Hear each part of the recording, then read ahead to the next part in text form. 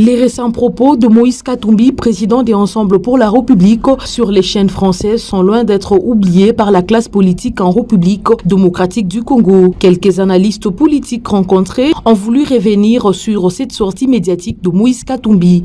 La seule chose qui me plaît dans tout ça, c'est de connaître ou de découvrir enfin la position de Moïse Katumbi par rapport à l'Union sacrée. Parce qu'il vous souviendra que Moïse Katumbi bénéficiait des fruits de l'Union sacrée et en même temps, on ne remarquait pas exactement quelle a été sa position. Voyez?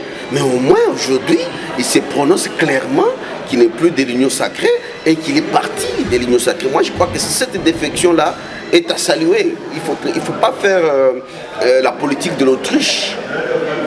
Où on est là, où on n'est pas là. Donc ça, c'est de un. Nous retenons une chose. Moïse Katumbi n'est plus de l'Union sacrée et sûrement ça aura des répercussions sur les postes que certains de ensemble occupent au sein du gouvernement de l'Union sacrée à tous les niveaux. Je crois que sans froid aux yeux, tous ces acolytes doivent suivre leur maître et retirer.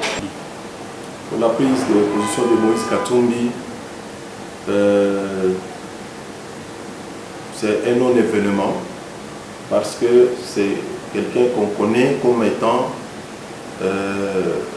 un homme à volte-face. Et souvent, ce qu'il dit, ce n'est pas ce qui sort de son cœur. Et je sais que on peut facilement lui accorder la qualité d'hypocrisie ou d'hypocrite dans la politique. Vous savez qu'il a connu des problèmes avec Joseph Kabila et ce qu'il est en train de faire n'est pas loin à l'amener à vivre les mêmes conditions que ce qu'il a vécu avec Joseph Kabila. Et je crois qu'il aura plusieurs contraintes qui vont l'empêcher à être un candidat à la présidence de manière potable.